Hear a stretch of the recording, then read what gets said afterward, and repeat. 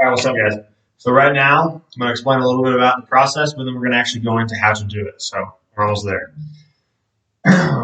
Daily RPR is basically, I've heard this reference, it's like brushing your teeth every day. So you do it every day. It takes 3-4 minutes-ish, depending on how new you are to it. The longer you do it, the faster it'll go. And then, like, there is hard resets. So there's people that are really good at it.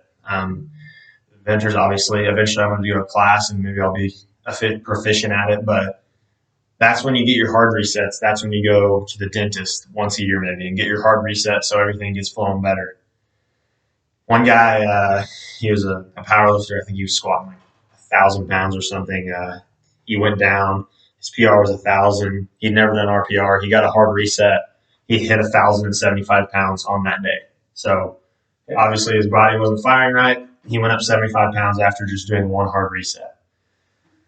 So a good way to think about it is your body, your nervous system is electricity, and these spots that we're going to hit are like the light switches. So we're switching it on, we're turning that light on when we do that. And every day you just got to do it to keep turning that light back on because you don't want to go in a room, you don't want to have your nervous system in the dark. So I kind of went into hip extension earlier, but the power is in the sequence. So the sequence that we do it in, you're going to want to do it in that order every day.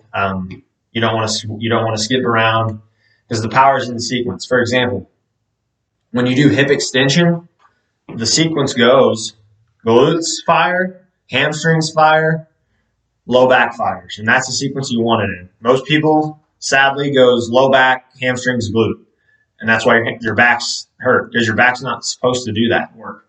It's supposed to be your glutes. So when we do the sequence, we're going to do the glute turn on, the hamstring turn on, and then the low back turn on is like last. So the sequence is important because your body needs to recognize that sequence for when it's turning on, when it's doing those movements that are hip extension or whatever it may be. That was just one example. And also I want to hit on the emotional side of it a little bit. A reference I heard is how are you supposed to go through your day giving back to those people that are around you and loving those people that are around you.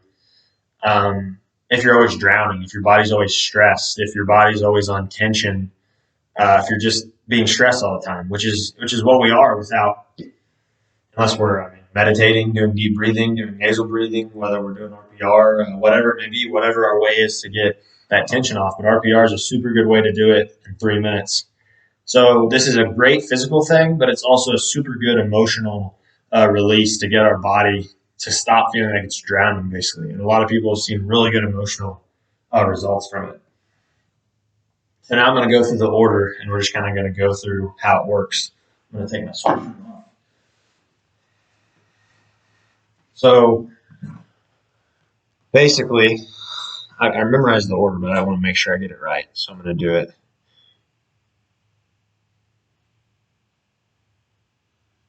We're simply testing how fast that muscle turns on. We do the test and retest. So I'll hit on that a little later. But when the sequence goes, it's going to take 3 minutes-ish. Right now, it's probably going to take a little bit longer just because I'm explaining it. But you can kind of do it. A lot of people do it with their thumb. A lot of people do it with their – you got to make sure everything's locked out or your fingers are going to get super tired. So make sure you are locked out so you do it with your thumb. First one is going to start right up here at the top of your sternum, and you're literally just rubbing back and forth. Don't do it too hard.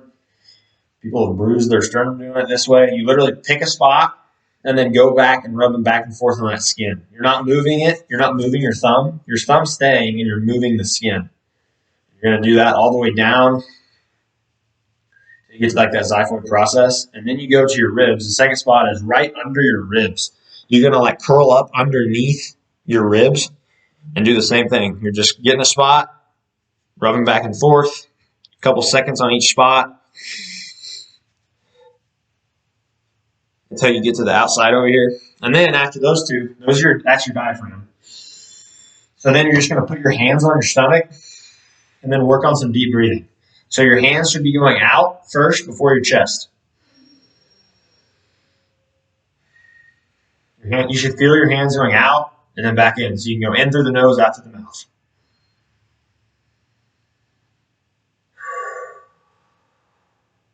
As you feel like you're locked in, your breath is locked in.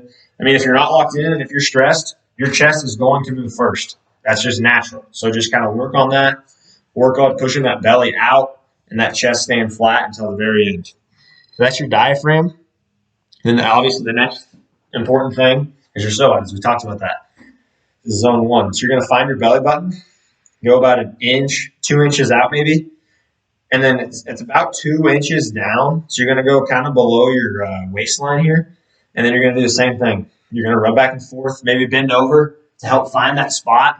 And this one might hurt. This one might hurt a little bit. So you're just going to rub back and forth there. Take some deep breaths. Until you kind of find that spot that's kind of tender, kind of hurts a little bit. So that's the psoas. Next, we're going to go to glutes. Still zone 1. The first glute spot is going to be right behind your ear.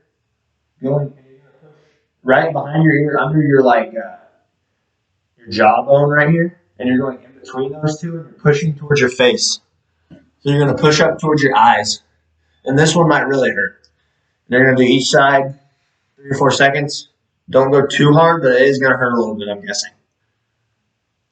That's the first spot. The second spot for your glutes, there's this bone back here. You're going to go right under it and then follow it all the way down to your ears.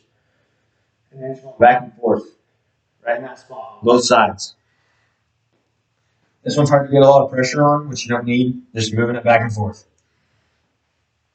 It's your glutes. Next one are the quads. There's 2 areas for quads. First being right under your ribs on the sides. And you're just going to go back and forth there.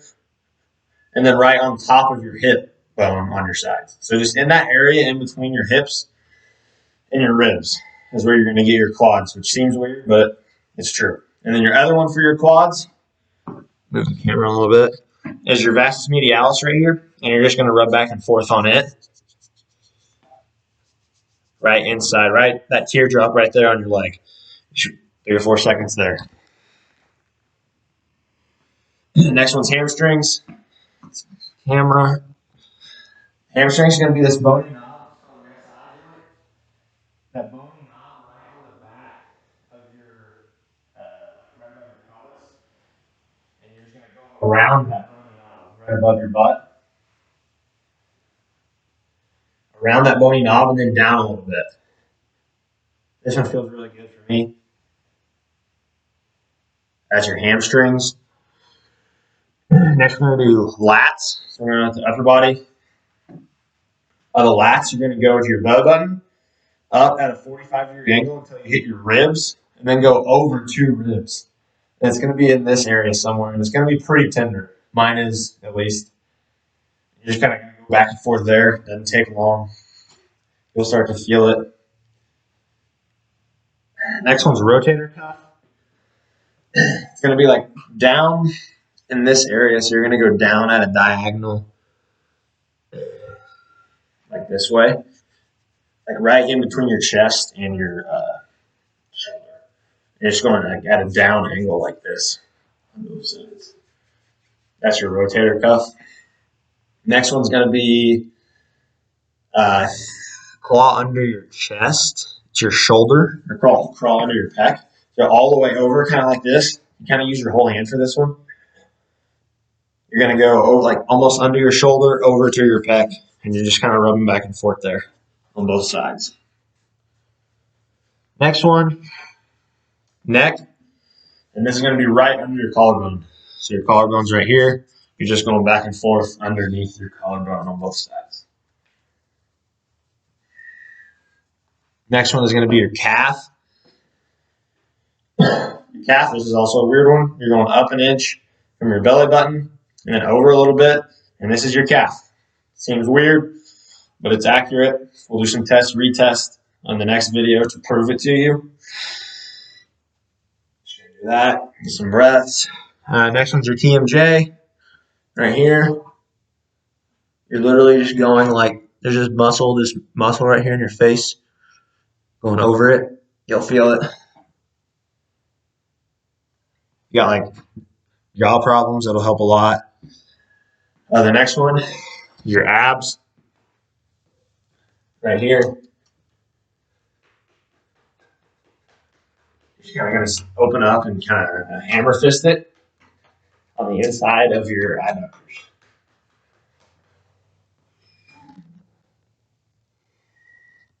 So then the last one you're going to need a partner for, which basically you're just going to hit the medial traps, or the medial lats, I'm sorry, and then you're just going to kind of hammer fist the medial lats down the spine. Like here, and you're just going to get a partner, you're going to hammer fist up and down, kind of rub them, and that's going to turn on your core even more. And then another one I learned, let's see, is your arch, which your arch of your foot has more to do with hip function than you think.